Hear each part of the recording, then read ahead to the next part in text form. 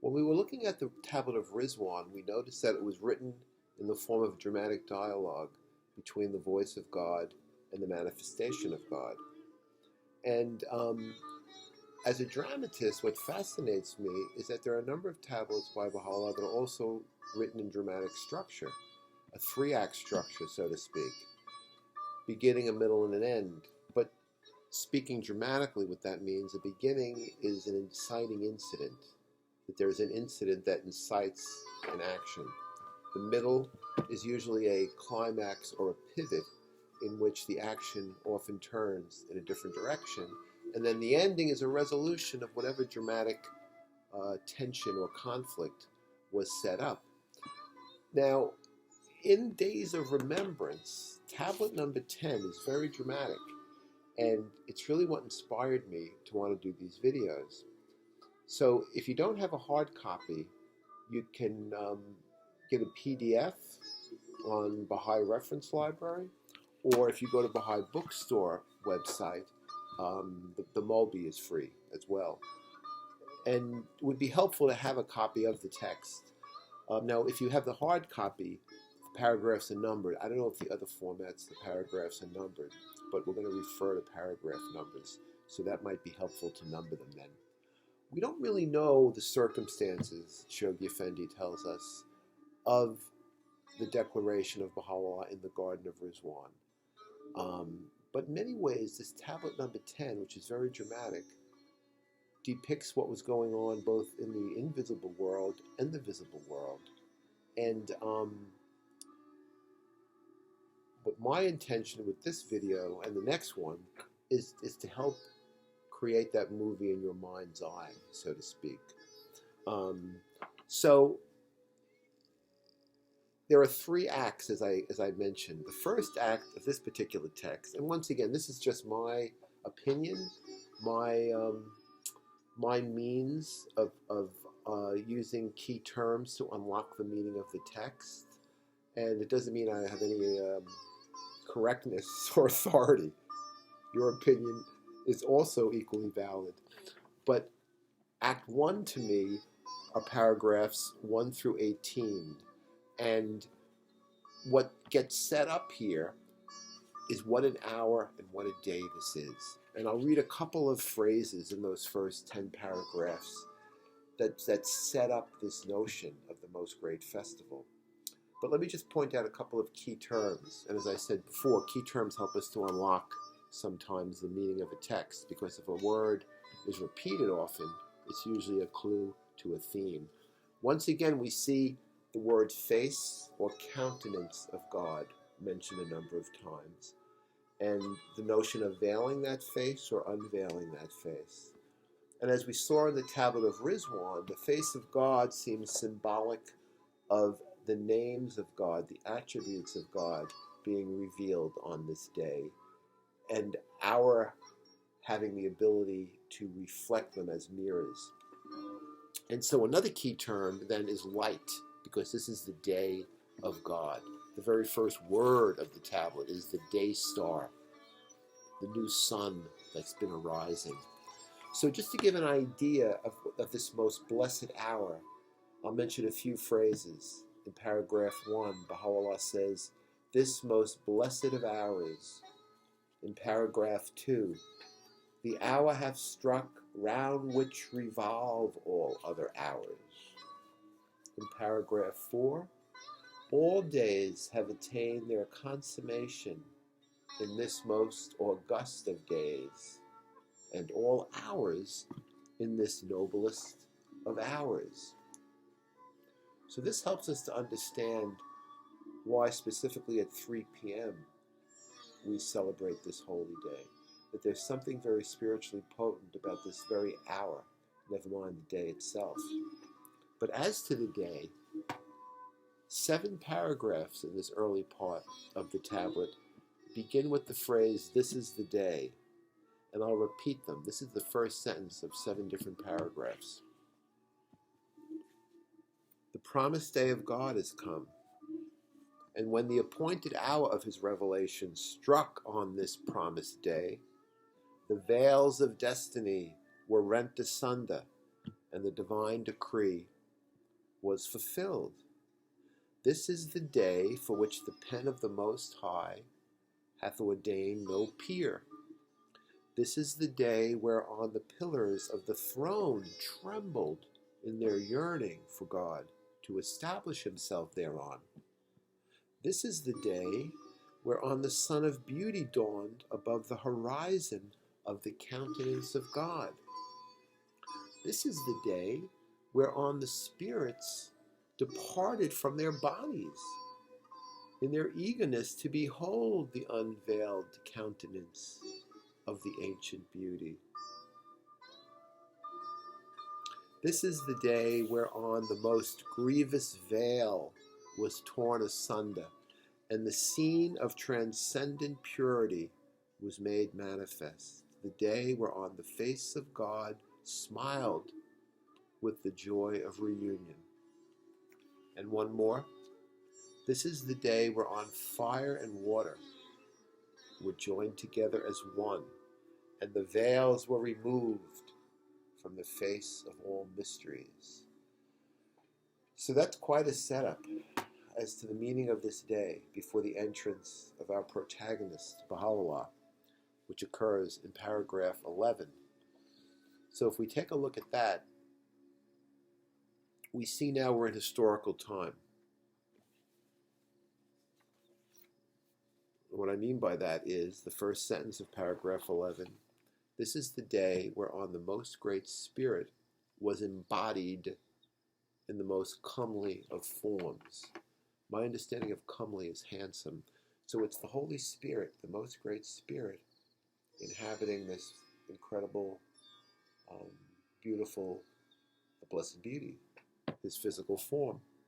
And proceeding from the realm on high, he approached the scene of transcendent glory. So we hear this phrase, scene of transcendent glory, a number of times in the tablet. Once again, repeating like a refrain in a song, emphasizing that this scene, this hour, this day, is the scene in which we can ascend, the ringstone, if you will. We can ascend by mirroring these attributes of God, that we can ascend to nearness to God. So in this paragraph 11, it's the grand entrance, so to speak, of Baha'u'llah in the physical realm. And the first response to this embodiment of the most great spirit is the maid of heaven. Now, is this the maid of heaven that appeared to him in the Sea of Shah? And what we see in paragraph 11 is it says that this delighted the maid of heaven until she paused, suspended in the air before our presence, with such an adorning as to seize with longing the hearts of the messengers of God.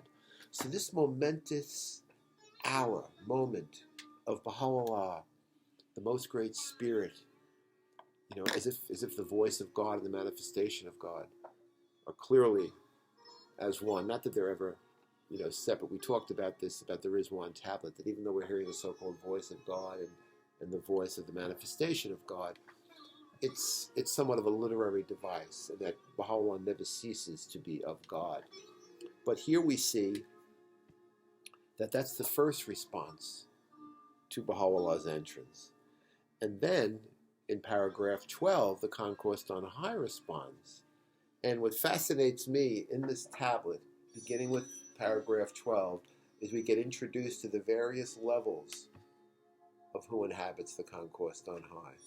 So in paragraph 12, for example, the inmates of paradise, and beyond them the inhabitants of the retreats of holiness, and beyond them they that dwell within the habitations of heaven, step forth, one and all, from their lofty mansions. So now we're also learning that the Concourse on High not only has various levels, but they inhabit lofty mansions. And when Baha'u'llah comes forth, they step out of their houses to see what's happening, because something momentous is happening. And it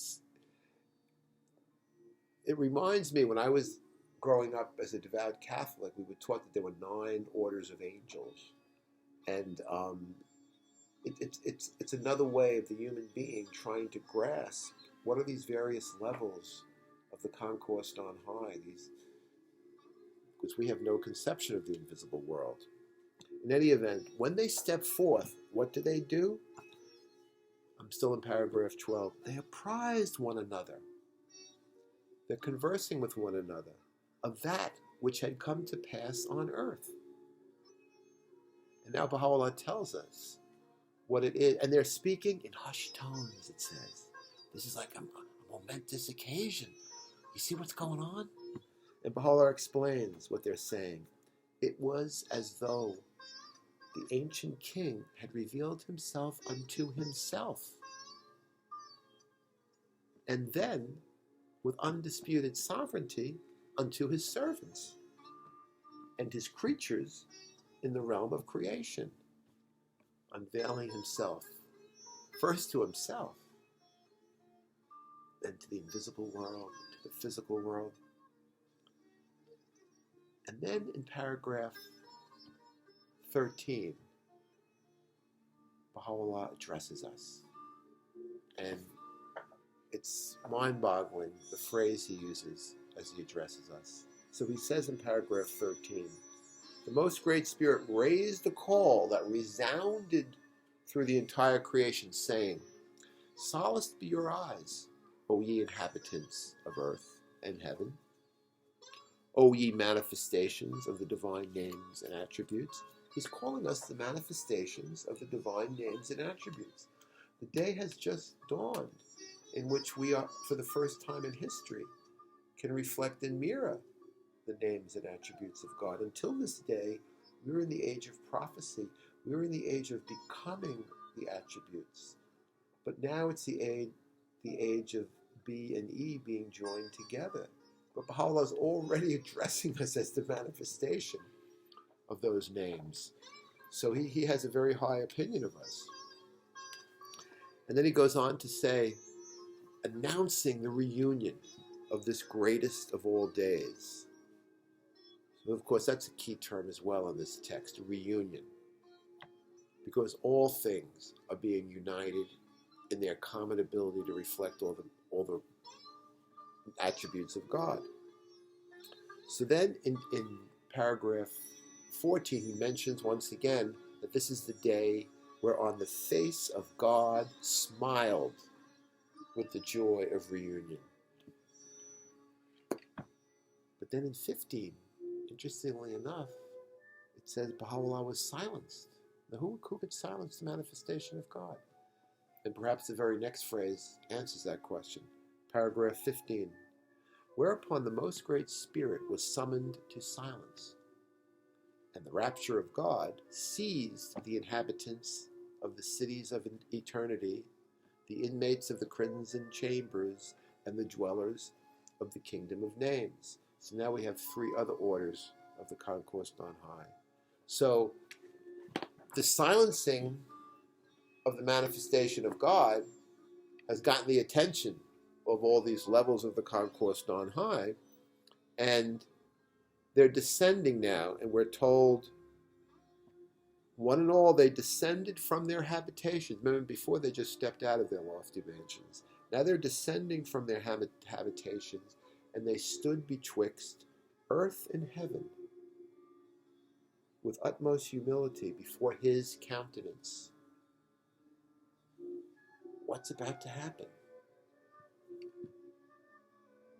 And while they're waiting to see what's going to happen, the concourse on high, paragraphs in 16, in the meantime, they lift up their voices in praise of this day. And then they also lift up their voices in praise of us, because the last sentence of paragraph 16 says that all humankind will be resurrected. We're going to be resurrected from our animal nature by mirroring these attributes of God. So then in 17 and in 18, a herald appears from this scene of transcendent glory, this scene of Baha'u'llah's, the Most Great Spirit's appearance in human form. All kings are attended by a herald who announces their approach. And so what this herald does in 17 and 18 is it mentions the unity of the promised day. And it says that this is the day in which the Lord of creation appeared riding upon the clouds of grandeur. And that's how Jesus said he would return on the clouds. And here we are.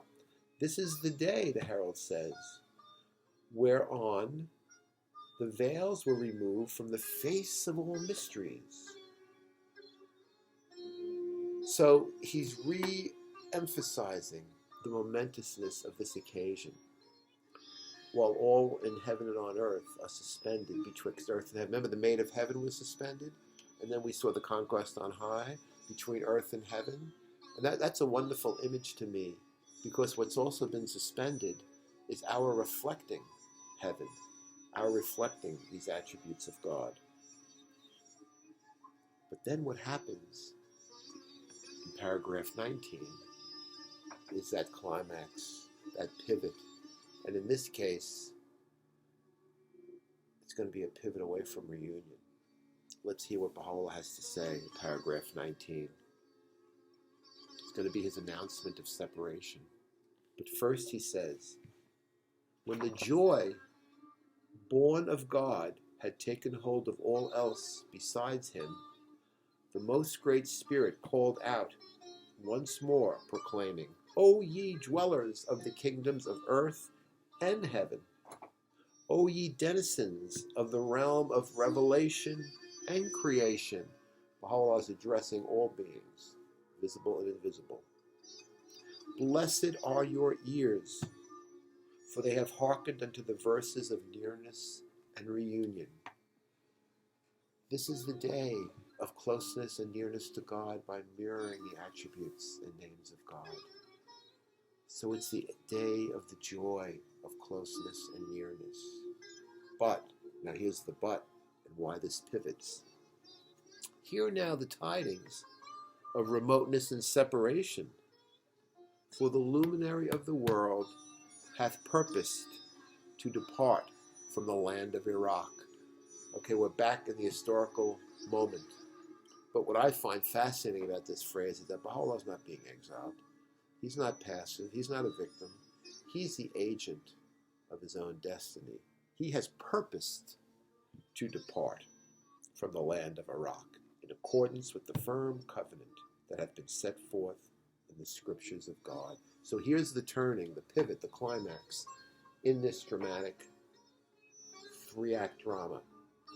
And now it's going to turn from joy to sorrow, from nearness and closeness to God to remoteness. And let's hear the beginning of this change. Paragraph 20. At this announcement, the dwellers of earth and heaven were filled with dismay. Such was their weeping and wailing that they fell prostrate upon the dust, consumed with sorrow. How strange and grievous and sore trying is separation. So we've gone from joy, closeness, and nearness all of a sudden now to dismay and sorrow and separation. All things visible and invisible were bewildered by this call. Such was their plight that the letter B became oblivious of the letter E. We had just been told by the herald that fire and water had joined together. We know from the long obligatory prayer that B and E have been joined together and that we can be the attributes of God today. Not just as in the age of prophecy, becoming them, but now, due to this announcement of the physical separation, even B and E have been separated and become oblivious of each other. And the lovers forsook the face of their beloved. How woeful was that manifest and irrevocable decree.